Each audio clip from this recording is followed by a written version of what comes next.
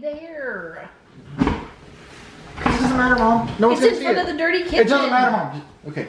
Why are you talking louder? Do you think that makes it more intimidating? I think it does. It's just annoying. Makes you sound like a dumbass. Okay, I'm gonna tell you the story about the time I got stabbed. Okay.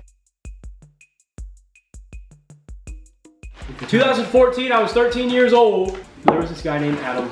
He was my I'm so sorry. stepsister's boyfriend. He gave me my first weed, a whole leaf of it, and I smoked it. Okay, so after school, some days I would go over to Adam's house because his house was right across from the bus stop, and I would smoke with him in his garage. Do I get any of those? He hit my stepsister one day, and I didn't like it, so I was gonna go beat him up. And so I got off the bus one day, went to his house, knocked on the door, and I said, "Hey, what's going on?" And I was like, "I'm gonna beat you up." I never cussed in my life until this point.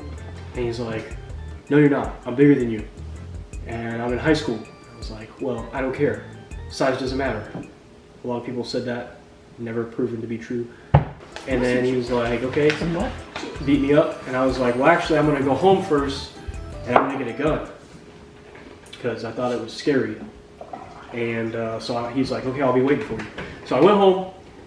I actually didn't have a gun. So I just got a knife, a much bigger knife than I already had. And yeah, I called him and I was like, "Hey, I'm on my way." Now, technically the phone call wasn't necessary because he only lived like 4 houses down, but I just wanted him to be ready. So I'm on my way.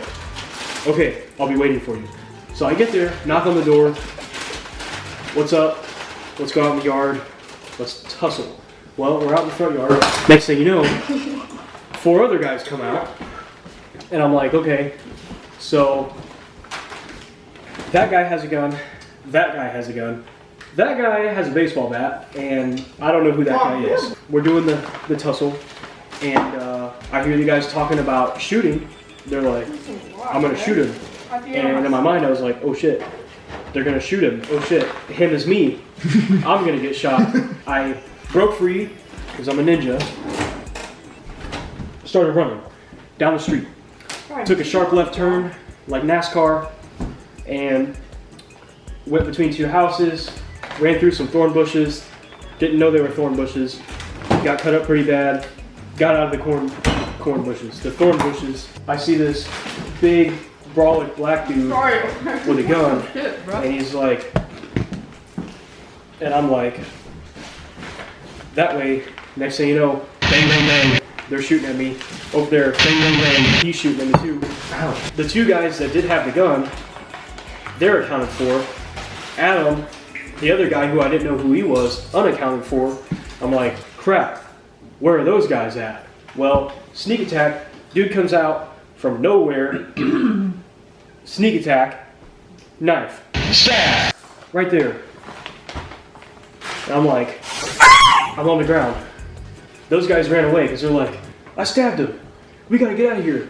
And I'm like, 911. I got stabbed. Help is on the way. Okay.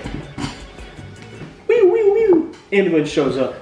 I'm like, stabbed. They're like, "Okay, we're gonna get you. Numbing shot." Shh. Okay, it's going numb. "We're gonna put some gauze in it, okay?" Gauze, okay? Next thing you know, I'm like, freaked out. At the hospital, they're like, "Hey, staples. 6 of them. Staples." Sounded just like that. And I'm like, much better. And then I went to sleep. Oh, I was watching iCarly in the hospital too. You know, good show. Woke up the next day, I was like, "Ooh, what's that feeling?" And I'm like, "Ooh, got some Office Depot staples in my stomach." And then I'm like, that'd be a pretty cool story.